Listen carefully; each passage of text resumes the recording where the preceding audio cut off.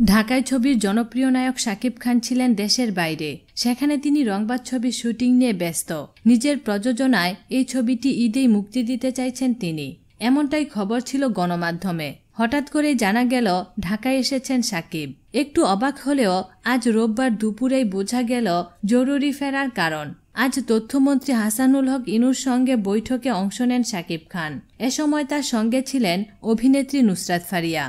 আজ দুপুরে তথ্য মন্ত্রণালয়ে এ বৈঠক অনুষ্ঠিত হয় বলে সংবাদ মাধ্যমকে নিশ্চিত করেছেন নুসরাত ফারিয়া। তিনি বলেন, বেশ কিছু গুরুত্বপূর্ণ বিষয় নিয়ে আলাপ হয়েছে, সেগুলো শীঘ্রই জানানো হবে।